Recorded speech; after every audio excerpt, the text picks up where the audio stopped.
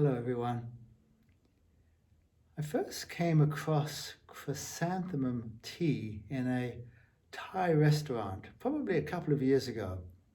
And I was being treated to a meal, and the waiter came around, "Would you like some chrysanthemum tea?" And kind of said yes, and thought I'd give it a shot. And I was really pleasantly surprised. And I ordered more. It was delicious. Kind of forgot all about it. And then last year, an artist friend of my wife's came over for dinner and brought with as a gift a chrysanthemum. Actually, just a few packets of these chrysanthemums. And I got to be really enchanted with it all again. Let me just open this chrysanthemum so you can see what a chrysanthemum looks like. Of course, it's a flower and comes in its own little tray here. And if you can see what that looks like, let's put it in front of the camera, hopefully you can see. And just a flower, right, a dried flower. And that's put in boiling water, or close to boiling, not quite, and brews up a lovely cup of tea. Maybe you leave it there for 2 or 3 minutes, and it actually takes multiple steepings. The thing is, I didn't know where to get these chrysanthemums from. These were particularly large ones, and I thought they were delicious. And started looking around. But again, the usual problem, right? There was no organic chrysanthemums that I could find. And one doesn't know. I mean, they're kind of pretty much lying in fields. I don't think people grow chrysanthemums. They're just pretty wild, particularly in China. We'll talk more about that in a moment, but let's just brew ourselves up a cup. Actually, it's part of the story before I do brew up the cup. About 3 or 4 months ago, I was on Song Tea. That's one of my favorite websites, which sell these beautiful teas. I sometimes just go there for the aesthetic pleasure of it. And I noticed that they were actually selling chrysanthemum chrysanthemum buds. And they had got them from the same place that they had got their white dragon well tea. Now, we talked about dragon well last time, and Longjing, sometimes called that, and very popular tea in China. And this particular one is grown in a very remote, pristine region. So the fact that the chrysanthemums were growing in that region was a very, very good chance that they were pesticide-free and pretty toxic-free. So I immediately went, here's my opportunity. I got online and bought myself a jar. And I think within a week they were sold out. And they said, don't worry, we'll be getting more. I did get mine, by the way, but they were sold out for other people. And I think everybody had probably had exactly the same thought that I have. Very difficult to get high quality chrysanthemums. And recently we got a new supply in, and I think they got sold out in a week again. So this is getting to be quite a popular item. It's fairly inexpensive by Song Tea standards, and again, quite delicious. Now this is a little different. These are smaller buds of chrysanthemums, and as you can see, considerable difference between, I hope you can see, if I can make that, that was the original, and the little one is in the palm of my hand here. You can see that, small little bud, and they recommend putting 3 buds in the container. So we just take 1, easy enough to brew, right? And measure 2 and 3. Oops, there may have been 4. A little extra perhaps. Again, we want to really have this as the caring and the sacredness we have for tea. I have my boiling hot water here, or close to boiling, not quite boiling. And just pour it in.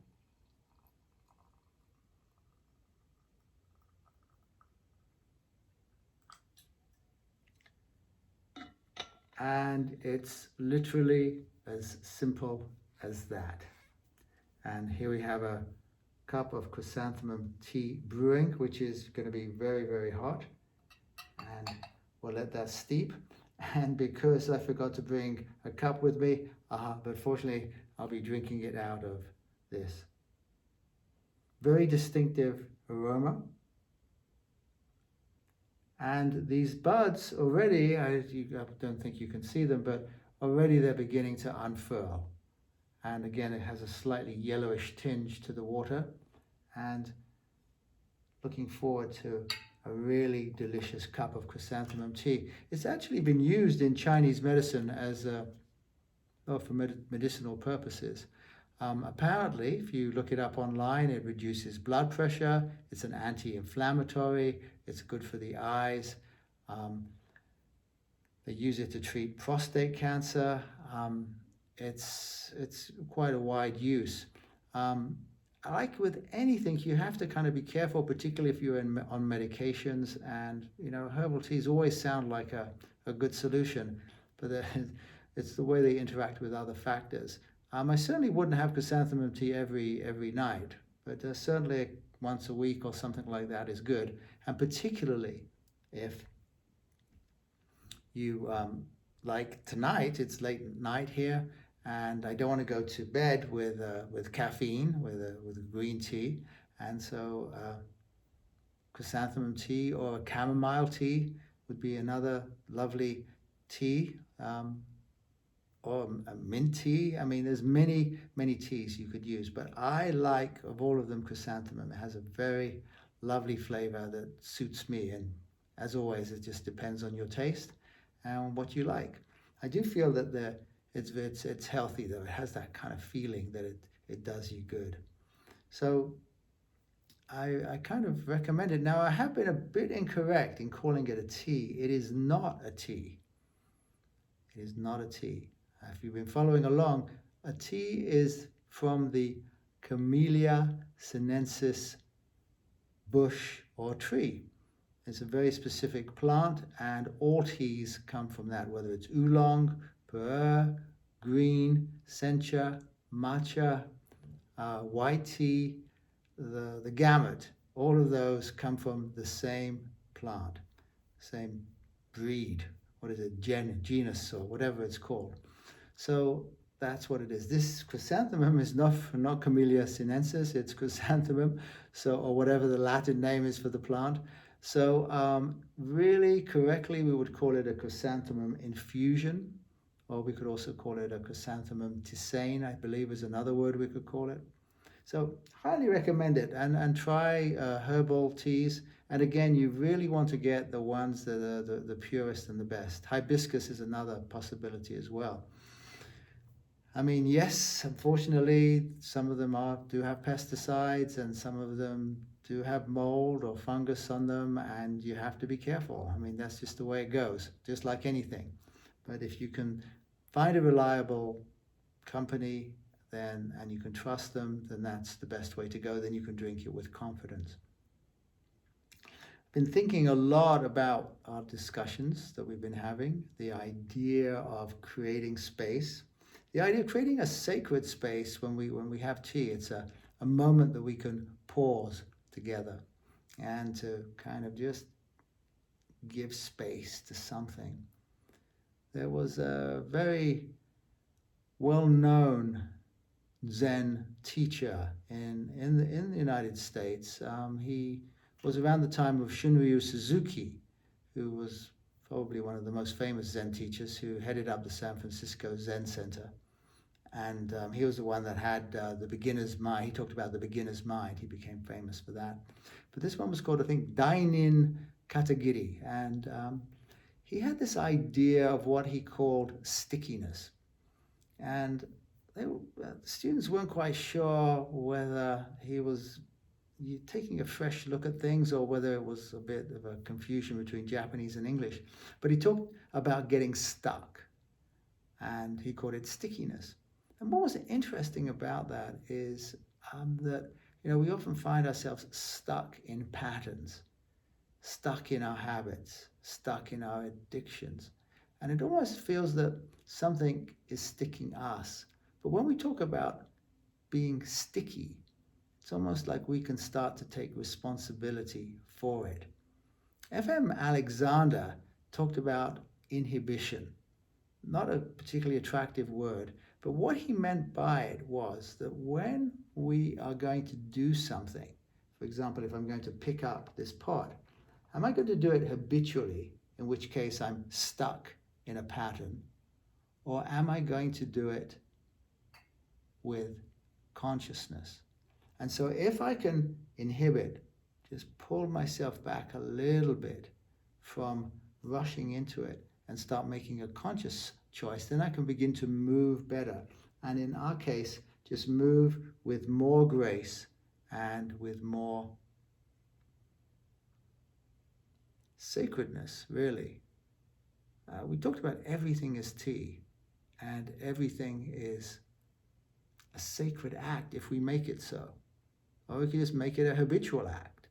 But if we can just bring ourselves back a little bit, again, I love that idea of just leaning back a teeny bit.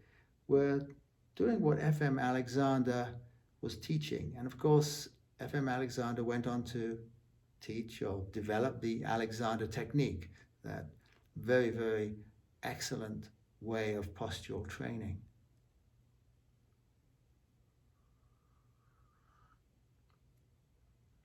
Well, I'm taking a little sip and it's still very hot, but I mean, it's really quite delicious and does not disappoint. So I'm going to enjoy that for my bedtime treat. So when we are coming across an action, when we're doing something, particularly when we take these tea moments, it is a time for us to appreciate. And oh my goodness, these chrysanthemums have opened up into beautiful buds. So it is an opportunity to really appreciate it. And as to this one, I think I'm going to leave this one for another day. And again, that one bud really allows for multiple steepings. So, it's a great way to hydrate. But the idea of being stuck in our patterns is very important, that we don't have to be victims of being stuck. We can actually, once we realize that we're the ones being a little sticky, we're the ones that are kind of sticking to these things, then we can begin to unglue ourselves. Much like having our shoulders very tense and then realizing that way. So instead of habitually walking around like this, begin to unglue. And that's what a lot about the spiral wave sessions that we do in another series on the harmonic self is about. It's about kind of ungluing, opening up the tissues. Because when we unstick ourselves, then we're free. And once we're free, then we have more options, more possibilities. Life becomes much more of a pleasure, and we can enjoy ourselves a lot more in each moment. And I just want to leave you with this thought, because many of us lead very busy lives, and putting aside time for meditation or these pauses it takes a little bit of an effort. But once one gets into the idea that everything is tea and that everything is an opportunity to make sacred, to unstick from our habitual patterns, then every moment can become a meditation. And instead of needing to make time for meditation, our lives become that way. And in this way, every moment becomes sacred. Every moment is a dance with the beloved. Until the next time, enjoy your tea. Berush Beishan.